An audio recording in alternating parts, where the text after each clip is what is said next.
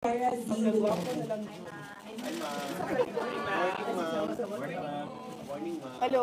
good morning. Okay na? Yes, ma'am. Okay, sige. Mga kababayan, Assalamualaikum warahmatullahi wabarakatuh. Madayaw, maayong adlaw kaninyong tanan. Magandang araw sa inyong lahat. Sa mga nakaraang araw, marami ang humihingi ng reaksyon, komento, o damdamin. Damdamin ko sa issue ng impeachment na naihain laban sa akin.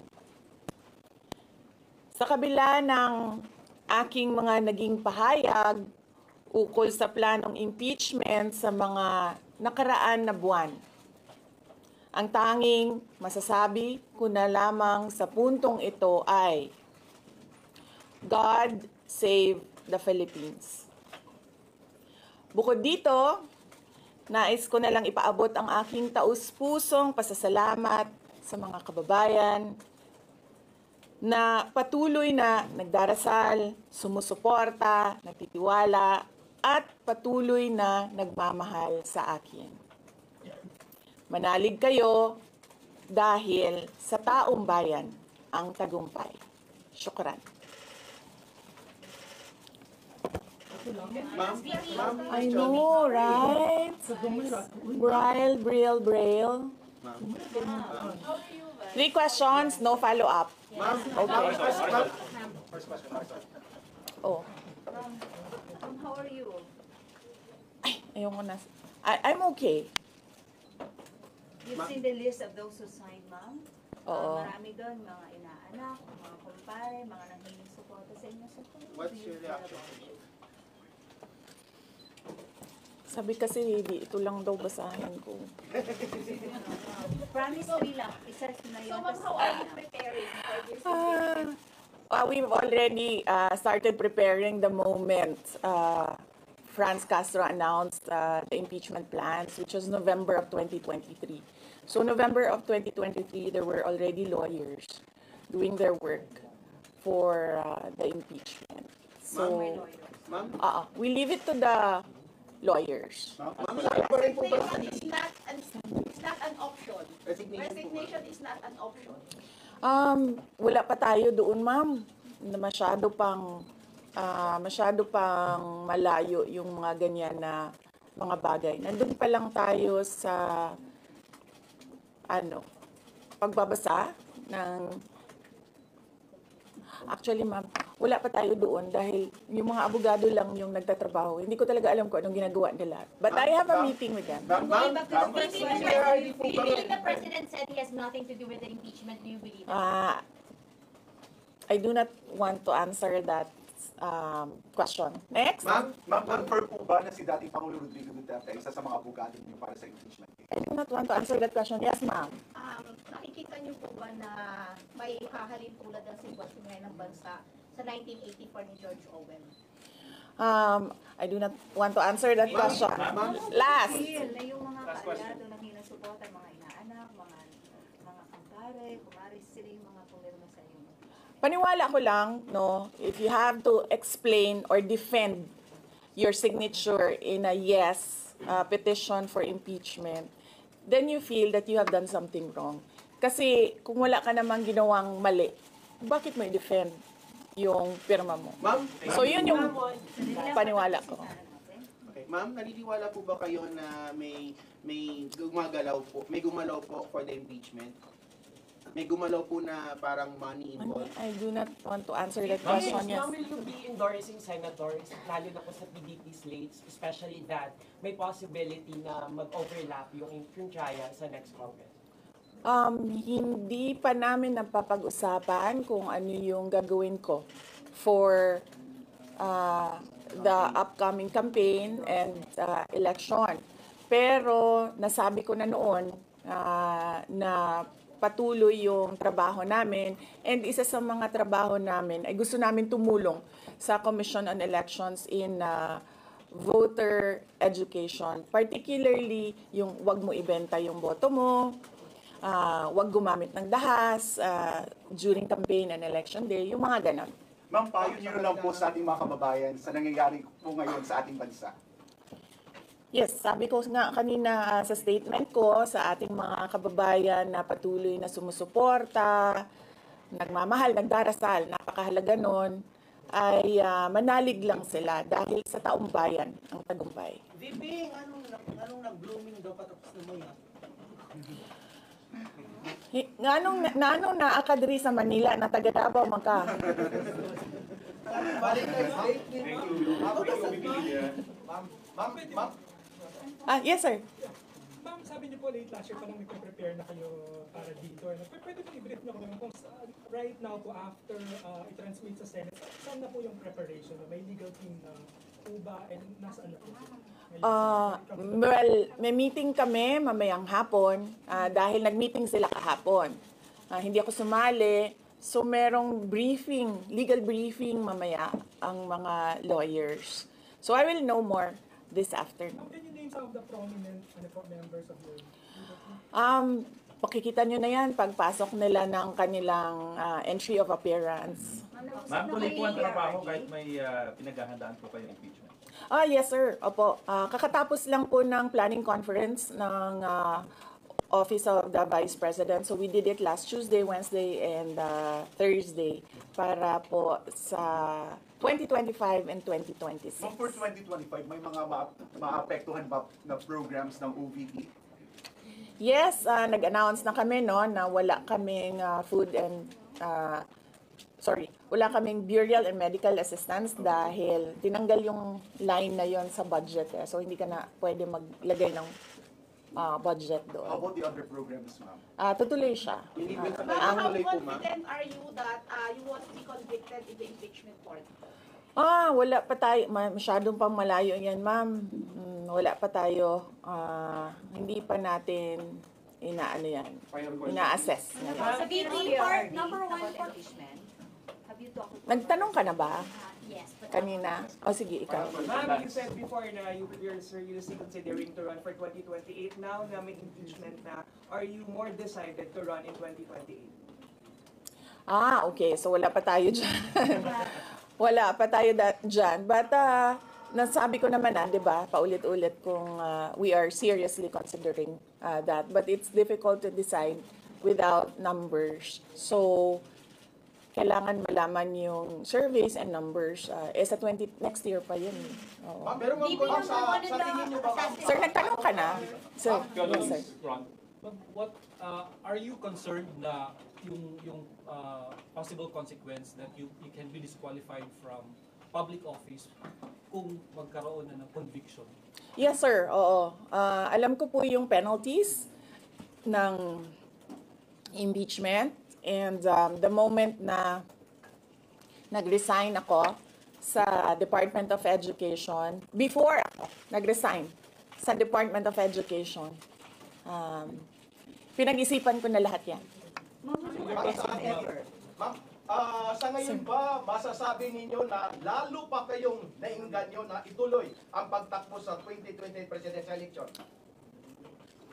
Nasagot ko na ata iyang kanina sa question ni Sir na nakaitim. Ma'am, number one in the articles of impeachment was your assassination threat to the president. Do you regret making that statement last time? I did not make an assassination threat to the president. Sila lang nagsasabi niyan. Sila lang nagsasabi may assassination, sila nagsasabi may assassin, may gunman. Do not say that. Vice, last time, tinanong ko kayo if confident kayo sa numbers ng House. And sabi nyo, hindi kayo confident. And nagkatotoo nga. Ngayon sa Senate, you said na parang meron kayong confidence sa mga senador. So, ngayon, how do you feel about that? Do you still feel confident with the numbers in the Senate? Sandali, Mama. Kailan ko sinabi yun may confidence ako sa numbers sa Senate? Ano exact na sinabi ko? Sorry I cannot remember the exact words that I used. Parang medyo confident kayo with regards sa Senate, sa mga friends and allies nyo. Unlikely ako magsasabi ng ganyan ba. Pero I need I will answer that next Pero how time. do you feel now sa Senate? Medyo own supposedly received nila yung impeachment complaint the other day, pero nag-close sila kagad because of the last session. Well, that is their prerogative as a body, no? So, we have to respect the Senate kung ano yung desisyon nila. Dahil sila yung mga nandoon sa loob. So far you feel assured about your allies in the Senate? We haven't talked. I have not talked to my friends in the Senate. Wala. Last question. Ma'am, will you appear sa Message impeachment po kayo court? kay Senator Ivy. Bakit? She's going to block daw the impeachment po, ma'am. Sabi daw po niya, she opposed to impeachment daw po. Bakit kaya? Maybe we should ask. Maybe we should ask her first. Bakit niya i-block yung impeachment? How do you feel po? Sabi ni DDM, hindi niya supportado yung impeachment. Pero number one na, unang-unang pumirma yung anak niya. He was consulted actually. He consulted. Kasi sabi, ito lang daw basahin ko. Ang daming nagbabantay sa gilid. Nakausap niyo na ba yung father niyo after your impeachment? Wala pa. But nagpadala ako ng message through sa kanyang assistant and sinabi ko na, ano ba sinabi ko? Hindi ko maalala. I think I said, everything will be all right. Yun ata ang sinabi ko. His reply was a song. Ano po ba? MacArthur's Park. Oh, okay. So, nagpadala siya ng video na kumakanta siya. Hindi ko pa nabasa, ma'am, yung complaint. But I understand lahat ng mga complaints na na-file sa House of Representatives, nabasa na ng mga lawyers. Bakit sa pamilya ninyo kahit dating Pangulong Any challenges may po? pakiusap pa Sandali, Sarah. Sandali, Sarah. Ma'am, any challenges po na hinaharap natin with regards sa preparation sa impeachment? Ang challenges sa preparations, well, so far wala naman. Wala naman kaming na-overwhelm kami kasi ang daming mga lawyers na nag-signify na tutulong sila sa defense.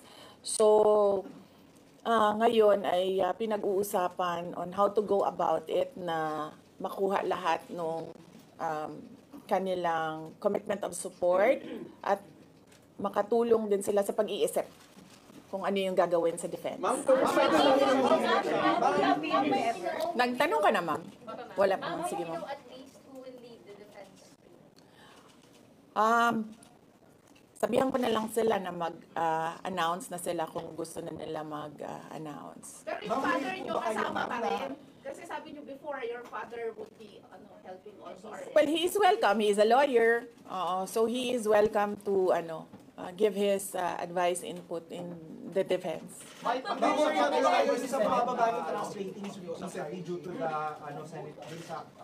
I will not answer that question. Yes, I'm sorry. Yes? Yes. So what happened was, nag-indefinite leave siya, and then she was admitted to the hospital doon sa Davao City na hospital siya, and then discharge siya ng mga doctors with ulitin ko.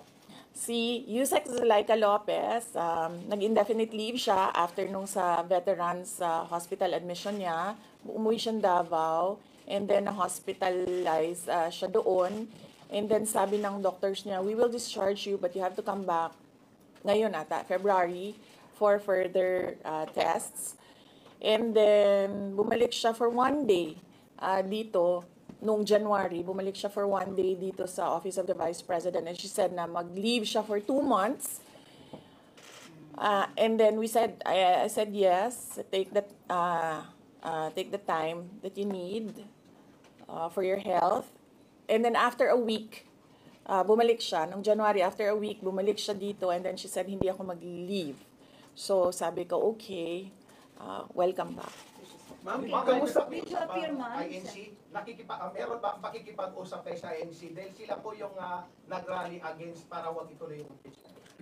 Hindi pa po kami nagkausap ng INC, sir, pero nagpapasalamat po ako sa INC at sa buong sambayanan sa kanilang pananawagan ng kapayapaan. Ma'am, kamusta po ang staff ng numbers in Senate? Nagtanong ka na, sir? Dapat, sir. You think you have the numbers in the Senate to be acquitted? Hindi ko masabi yan ngayon, sir. Wala pa kami dyan.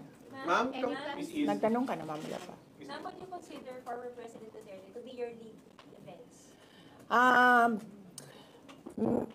He will, maybe if he wants to, he can be part of the defense team. But because of his age and because of rigorous preparations in an impeachment case, baka sabihin ko sa kanya na wag na lang siyang mag-lead dahil medyo may edad na si former President Rodrigo Duterte. He's already 80 years old this Ma'am, year. kamusta po ang staff ng OPP after they heard about the impeachment po, ma'am? Ano po naramdaman po nila na when you were impeached by the House?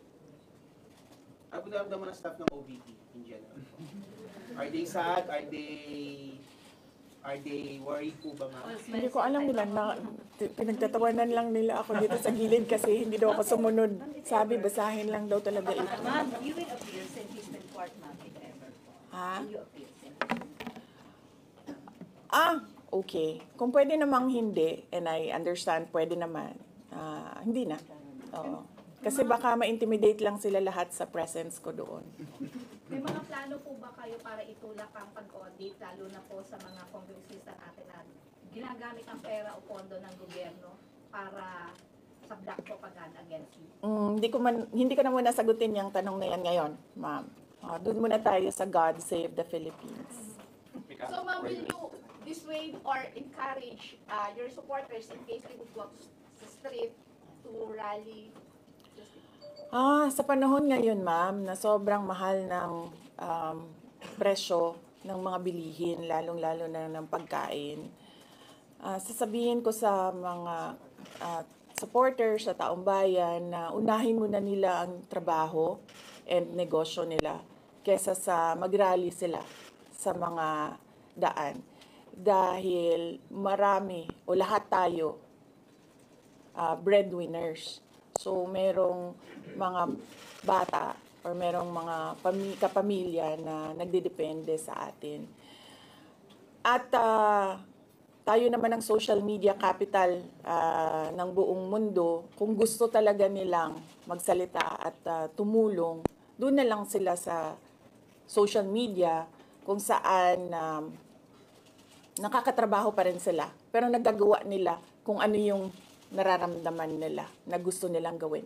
At yun ay magsalita at marinig sila ng taong bayan at ng mundo. Sabi ninyo, hindi niyo pa masabi if you have enough numbers in the Senate for an acquittal. Are you not confident that you have enough allies to avoid a conviction in the Senate acting as an impeachment court? Hindi ko pa naisip yan, sir.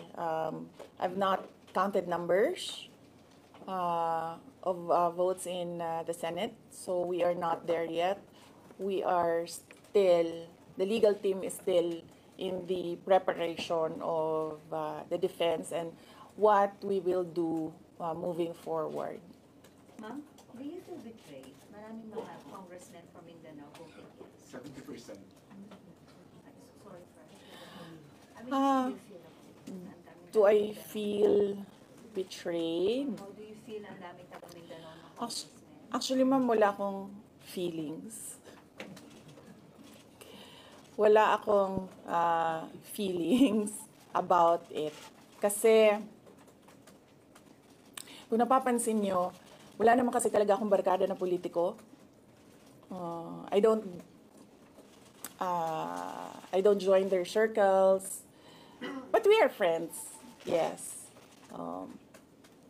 But kung ninong at ninang lang ng mga anak, walang ninong at ninang na politiko ang mga anak ko. Maliban kay Stonefish, dahil nandoon si former President Erap Estrada. So, I don't move in the circle of politicians. Kaibigan, yes. But to say that meron akong close relationship, personal relationship with them. Wala naman. Kaya siguro, ganyan din siguro kadali sa kanila ang magdesisyon about the impeachment. Kasi wala naman talagang something that is worthwhile sa aming pagiging magkaibigan. Last question. Ma'am, last on impeachment. Nagkaroon po ba kayo ng prior information na may impeach kayo sa House on their last session day? Or may nag-PM ba sa inyo? Naka-receive po ba kayo or may nag-tip sa inyo? Yes. Oo. Si JC. Si JC. Hindi siya natulog. Sabi ko sa kanya, matulog ka na, JC, kasi ang mangyayari ay mangyayari kaya sera-sera. Diba? Ma'am, comment nyo lang po, ma'am.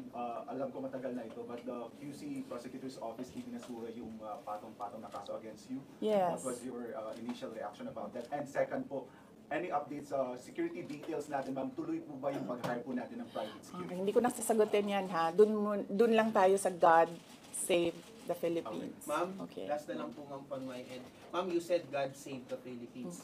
Gaano na po kalala ang problema ng Pilipinas ever since na nagkaroon ng issue na ito?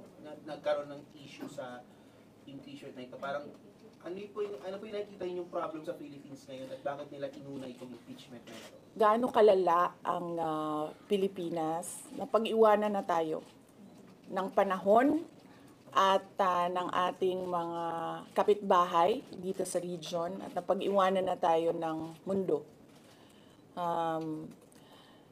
Malala siya since na nagkaroon ako ng understanding. Kasi 1990s, tapos 1990s, magulo. Well, sa amin, magulo, sa Mindanao. And then, ngayon, nagbabadya ang gulo sa Mindanao. So, parang wala namang nagbago. So, malala. Sobrang malala. Dahil, kung nakakausap mo yung mga tao na arawan yung kanilang sweldo, yung pera nila hindi na talaga sapat para sa pagkain, para sa kuryente, para sa bahay, para sa tubig, para sa pag-aaral ng kanilang mga anak. At kung basehan natin yung pag-alis ng mga Pilipino sa sarili nilang bansa ay sobrang malala dahil sobrang dami ng ating mga kababayan ang pumupunta, nakikipagsapalaran sa ibang bansa dahil wala silang makita na pag-asa, wala silang makita na oportunidad dito sa ating bayan. Kaya parang nakakaawa na tayo dito sa loob at nakakahiya yung estado natin kapag iniligay mo siya in a global stage na kung saan pinapanood tayo ng ibang mga lahi at ibang mga bansa. And because of that, ma'am, And because of that, tapos na tayo. you will run for presidency because of that. Diba? Maraming salamat sa oras ninyo. Magandang umaga. Happy Valentine's! Happy Valentine's Day! Valentine's message na lang. Yes. Happy Valentine's. Basing on the